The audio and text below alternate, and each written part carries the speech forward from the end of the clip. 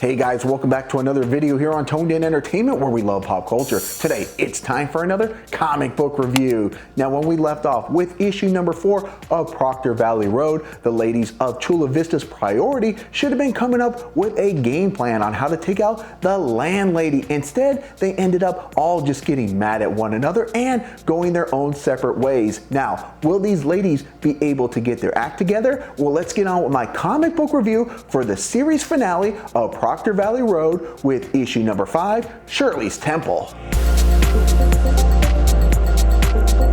Now, as issue 5 opens, we see that not only are cousins August and Riley still aren't on speaking terms, but their patience with one another has run its limits. And as for Jenny and Cora, things aren't going any smoother for them either. Jenny finds herself down on her luck working at a drive-in movie theater, and as if this isn't bad enough, when her brother Mikey shows up, he's about to deliver more gloom and doom. That's because the boys that took their tour still haven't shown up, and their mother has been suspended as a result, and she's now considering moving the family to Portland. And for poor Cora, she's still having troubles overcoming her fears. And when she has a conversation with her father, she gets right to the point and asks him how long she's been like this. And that's when her father breaks the news to her that when she was 3 years old, she suffered from a variety of health issues that ended up leading to her death. But then after being in the mortuary drawer for 2 days, she miraculously came back to life. Now, it will be after some reminiscing that these ladies will all come to the same conclusion that their friends are everything to them,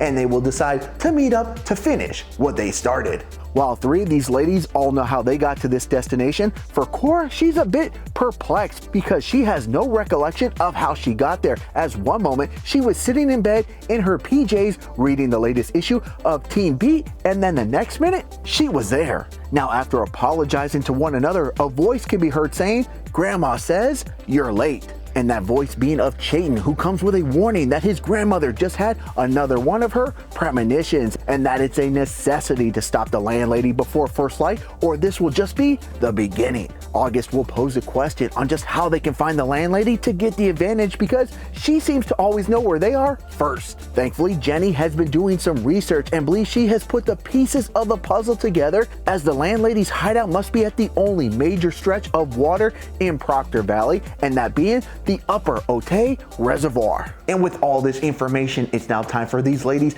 to pick up some ammunition as they're ready to serve the landlady an eviction notice. Well, maybe all of them except for one, because Cora is having second thoughts, as she's already been lucky enough to come back from the dead once, and she doesn't believe she'll be able to pull it off for a second time, as the now party of 5 has become a party of 4, where things begin to happen, which they believe is the landlady letting them know that she knows they're on their way.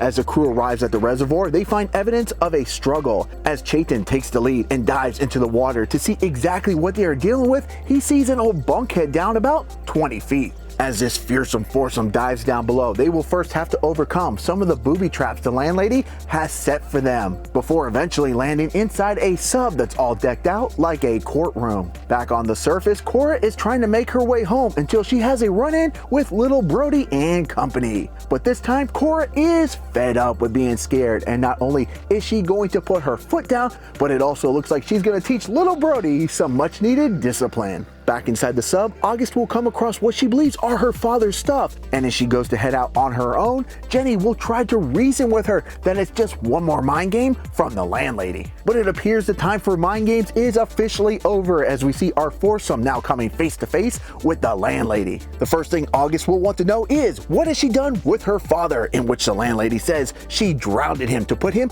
out of his misery, and to prove it, she shows her his wedding ring. Riley becomes furious that the landlady has made her cousin cry, and she now vows to rearrange her like a Mr. Potato Head. Now, instead of fighting these ladies, the landlady sees potential in the girls and will offer them the opportunity to join her.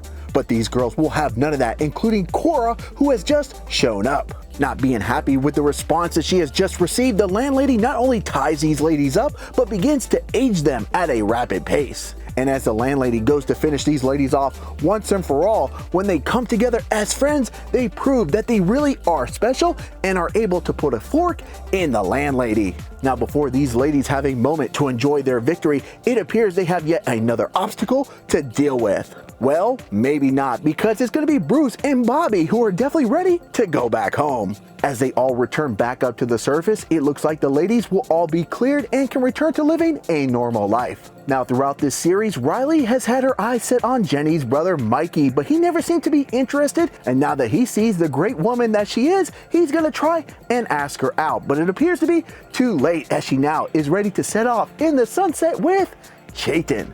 And when it comes to the other three ladies, they're also looking at positive futures, as Jenny is set on becoming an astronaut. Cora's father couldn't be more proud of her, and for Riley, she will have closure that her father didn't abandon her.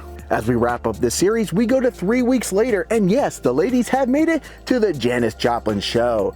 But when it comes to having more crazy adventures, it looks like these ladies are far from done. As a distress call comes over the police scanner that August borrowed from her mom's boyfriend, she then asks the ladies, what are their plans for tonight? Now, on a scale of 1 to 10, I'm giving issue number 5 of Proctor Valley Road an 8 out of 10. From issue number 1 to the series finale in issue number 5, I had a lot of fun going on this adventure with August, Riley, and Jenny, as I was invested in each of these three ladies' backstories and their journeys. But by far my favorite character in this series was Cora. While I felt like all the ladies in Proctor Valley Road had obstacles to deal with, when it came to Cora, not only did she have more on her plate, but seeing her able to overcome her challenges was really a great feel-good moment. Alright guys, well, that's going to wrap up my comic book review for Proctor Valley Road, issue number 5. Now, if you read this series, what are your thoughts? Comment down below, and would you like to see more stories with the Chula Vista hoops in the future? I know I definitely would. Alright guys, if you enjoy comic book reviews like this and all things pop culture, make sure you stay tuned in here to Toned In Entertainment for future videos. Subscribe to the channel. Do it. Go now. Do it now.